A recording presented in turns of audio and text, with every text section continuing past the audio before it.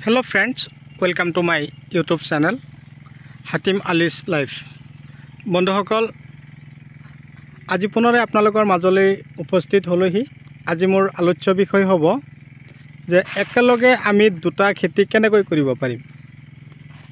তো আপোনালোকে নিশ্চয় চাব পাৰিছে ইয়াত ভুলৰ খেতি কৰা হৈছে। ভুল ইষ্ট ৱেষ্ট কোম্পানীৰ ইমান ধৰে গছত কি কম আৰু দাদা বাইদেউসকল নিশ্চয় চাব পাৰিছে।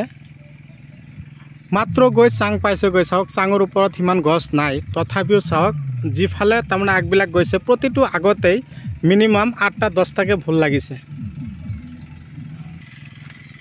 যিফালে যেনেকৈ গৈছে চাওক এটা আগতে কেনেকৈ লাগিছে নিশ্চয় চাব পাৰিছে।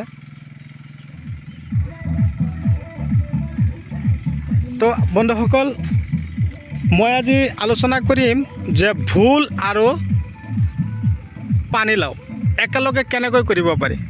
এইফালে চাব পাৰিছে ইফালে। তো এই খেতিটোত তাৰমানে ভুল খেতি আৰু পানীলাও খেতি দুটা খেতি একেলগে কৰিছে। এই চাওক পানীলাও ডাঙৰ হৈছে। ইফালেও মই দেখুৱাই আছোঁ আপোনালোকক পানীলাও যথেষ্ট পৰিমাণে লাগিছে। তো কথা হ'ল মাটি ভাল হ'ব লাগিব। এনেকুৱা খেতি যদি আপুনিও ভাবিছে, ময়ো ভাবিছোঁ, দাদা বাইদেউসকলেও যদি ভাবিছে এনেকুৱা খেতি কৰিম, তেনেহ'লে মাটিডৰা হ'ব লাগিব ওখ পলসুৱা হিউমাছ বেছি থকা মাটি। তেনেকুৱা মাটিত এনেকুৱা আমি দুটা খেতি একেলগে কৰিব পাৰিম। ইফালে ভুলো বিকিব পাৰিম, ইফালে লাও বিকিব পাৰিম। তো কথা হ'ল আপোনালোকে মোৰ ভিডিঅ'টো স্কিপ নকৰিব। মই আজি এই ভিডিঅ'টোৰ মাজত তাৰমানে দুটা ট্ৰফি ল'ম। এটা লাও গছৰ লাও এনেকৈ সৰু থাকোঁতে বা কলিবোৰ পচি যায় কিয়, আৰু ভুল গছৰ ভুলখিনি তাৰমানে সৰু থাকোঁতেই গেলি যায়, শুকাই যায়, এনেকুৱা ধৰণৰ হয়। তাৰমানে এনেকুৱা ধৰণৰ হ'লে, হালধীয়া হ'লে, হেতাও পৰা হ'লে কি কৰিব, তাৰ কাৰণে কি পন্থা হাতত ল'ব। তো এনেকুৱা পদ্ধতিমতে যদি আপোনালোকে 1 বিঘা মাটি খেতি কৰিব পাৰে ভুল আৰু পানীলাও খেতি, তো এই খেতিৰ পৰা যথেষ্ট ফলন আশা কৰোঁ নিশ্চয় আপোনালোকে হ'ব পাৰিব, যথেষ্ট ফলন পাব আপোনালোকে। তো এনেকুৱা ধৰক দুয়োটা খেতি আছে। ইফালে ভুলৰ দাম অলপ কম থাকিলেও কোনো টেনশ্যন নাই, লাওৰ দাম আছে। বৰ্তমান বজাৰত এটা লাও আমিও 35 টকাত কিনি খাব লগা হৈ আছে। তো আপোনালোকৰ ফালৰ পৰা কেনেকুৱা দাম মই নিশ্চয় নাজানো, আপোনালোকে কমেণ্ট কৰি জনালেহে মই নিশ্চয় ক'ব পাৰিম। তো কথা হ'ল বন্ধুসকল আপোনালোকে যদি এনেকুৱা ধৰণৰ ওখ এঢলীয়া অম্লতা বেছি থকা মাটিত এনেকুৱা ধৰণৰ খেতি কৰিছে, তো আপোনালোকক মই অশেষ ধন্যবাদ জনাইছোঁ। তো কথা হ'ল তাৰ লগতে আৰু এটা ট্ৰফি ল'ম কি, এই গছত ফলনবিলাক এনেকৈ বেকা হয় কিয়, বেকা হৈ যোৱাৰ ফলত ধৰক বজাৰত এই ফলবিলাকৰ চাহিদা একেবাৰে কমি যায়। তাৰ কাৰণে মই আজিৰ এই ভিডিঅ'টোৰ মাজেদি আপোনালোকৰ লগত আলোচনা কৰিবলৈ গৈ আছোঁ। মোৰ প্ৰথম ট্ৰফি হ'ব যে ৰঙালাও পানীলাও গছবিলাকত পানীলাও কলিবিলাক তাৰমানে মৰহি যায় বা কলিবিলাক পচি যায়, তাৰ কাৰণে কি পন্থা অৱলম্বন কৰিব। তাৰ লগতে মই কৈছিলোঁ কি ভুল গছৰ ভুলৰ কলিবোৰ পচি যায়, তাৰ কাৰণে কি পন্থা হাতত ল'ব। তো মোটামুটি কথা হ'ল কি জানে, মোৰ প্ৰথম যিটো কথা সেইটোৱে হ'ল গছত যেতিয়া হৰমনৰ অভাৱ হয়, এই কথাটো কিন্তু বহুতে নাজানে যে গছখিনিত এখেতে বা আমাৰ খেতিয়কসকলে দাদা বাইদেউসকলে এটাই কথা মনোযোগী হয় যে আমাৰ খেতিৰ তাৰমানে কিবা প্ৰব্লেম হৈছে, কি হৈছে সেইটো আমি নাজানো।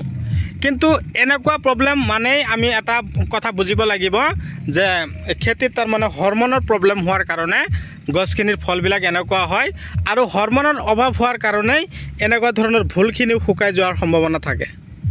তাৰ কাৰণে আপোনালোকে কি কৰিব লাগিব, অলপ উন্নত জাতৰ দানা ঔষধ স্প্ৰে কৰিব লাগিব। দানাবিলাক ইউৰিয়া সাৰৰ লগত আপোনালোকে সিঁচিও দিব পাৰিব, আৰু ঔষধখিনি যদি পাৰে আপোনালোকে স্প্ৰে কৰি দিব লাগিব। এনেকুৱা ধৰণৰ যদি লাওবোৰ পচিবলৈ আৰম্ভ কৰিছে, তো আজিৰ এই মূল্যৱান ভিডিঅ'টো আপোনালোকৰ কাৰণে। আপোনালোকে দেৰি নকৰিব, মই কোৱা কথাখিনি আপোনালোকে ফ'ল' কৰিব। তো কথা হ'ল লাও গছত এটা কথা লক্ষ্য কৰিব যে আপোনালোকৰ লাও গছত মাইকী ফুল আৰু মতা ফুল ঠিকমতে ফুলিল নে নাই এইটো লক্ষ্য কৰক খেতিত। খেতিত আপোনালোকে গৈ এই মতা ফুল আৰু মাইকী ফুল ফুলিছে না নাই লক্ষ্য কৰিব। যেনিবা ধৰক এইটো মতা ফুল লাও গছৰ, এই লাও গছৰ এই মতা ফুল যদি আপোনালোকৰ খেতিত ফুলিছে ভাল কথা, কিন্তু মাইকী ফুল যদি ফুলা নাই বেছি তেনেহ'লে কি কৰিব, এই এনেকুৱা ধৰণৰ মতা ফুলবোৰ এটা ছিঙিব। এটা ছিঙি কিনে কি কৰিব, এই ফুলটোৰ মাজত এটা কি থাকে, ৰেণু থাকে। এই ৰেণুৱেদি কি কৰিব, একেবাৰে মৰ্ণিঙত ধৰক 5টামান বজাত আপোনালোকে কি কৰিব লাগিব, এই মাইকী ফুলবিলাকৰ ভিতৰত এই ৰেণুটোৱেদি একদম পূৰা এনেকুৱা ঘূৰাই দিলেই হ'ল। নিশ্চয় গম পালে, মই সৌদিনাখন ৰঙালাও খেতিৰ ভিডিঅ'ৰ মাজতেও এই কথাখিনি আপোনালোকক অৱগত কৰাইছিলোঁ। তো বন্ধুসকল, মোৰ ভিডিঅ'টো যিমান পাৰে শ্বেয়াৰ কৰিব, আৰু এই ভিডিঅ'টো চাই যাতে বেলেগো উপকৃত হ'ব পাৰে। খেতিয়কসকলে বা ঘৰত খাবৰ কাৰণে আমাৰ আইতাসকল বা বাইদেউসকল দাদাসকলে খেতিবিলাক ঘৰতে কৰে খাবৰ কাৰণে। তো মই অশেষ ধন্যবাদ জনাইছোঁ, কোনো কথা নাই, আপোনালোকে কৰক। মই যিটো ৰেণুৰ কথা কৈছোঁ, এই মতা ফুলৰ ভিতৰত আপোনালোকে নিশ্চয় চাব পাৰিছে, এই ভিতৰত থকা ৰেণুটো এই ওপৰত এইবিলাক ফুল ছিঙি পেলাই দি ভিতৰৰ ৰেণুটো ওলাই ল'ব। ওলাই লৈ মাইকী ফুলৰ ভিতৰত এনেকৈ হেৰি কৰিব, তেতিয়া চাব আপোনালোকৰ খেতিত এই পানীলাওৰ সৰু সৰু হেৰিবিলাক, তাৰমানে কলিবিলাক, এই চাওক ইয়াৰ ভিতৰত এইটো মাইকী ফুল আছিল, নিশ্চয় চাব পাৰিছে। এই মাইকী ফুলৰ ভিতৰত এইটো যদি ৰেণু সোমাই দিব পাৰিলে হয়, ইয়াত পচি নগ'লে হয়। চাওক এতিয়া পচি গ'ল, এইটো পচি গ'ল মানে কি, এইটো পচি গৈছে, তাৰমানে নষ্ট হ'ল। আৰু মতা ৰেণুটো যদি ইয়াৰ মাজত সোমাই দিব পাৰিলে হয়, তেনেহ'লে আপোনালোকৰ খেতিটোত থকা যিবিলাক মাইকী ফুল আছে এনেকুৱা ধৰণৰ পচি নগ'লে হয়। এয়া চাওক, খেতিত কেৱল এটা নহয়, বহুত কেইটা দেখা পাই আছে। এনেকুৱা পন্থা অৱলম্বন কৰক। আৰু ভুল যিটো মই দেখুৱাই দিলোঁ যে শুকাই যায় গেলি যায়, তাৰ কাৰণে এইটো পন্থা অৱলম্বন কৰাৰ কোনো দৰকাৰ নাই। তাৰ কাৰণে আপোনালোকে কি কৰিব লাগিব, এটা কথা লক্ষ্য কৰিব লাগিব যে খেতিত বৰলবিলাকে ডিষ্টাৰ্ব কৰি আছে নেকি, খেতিত ৰস কম আছে নেকি। খেতিত ৰস কম থাকিলেও এনেকুৱা প্ৰব্লেম হ'ব।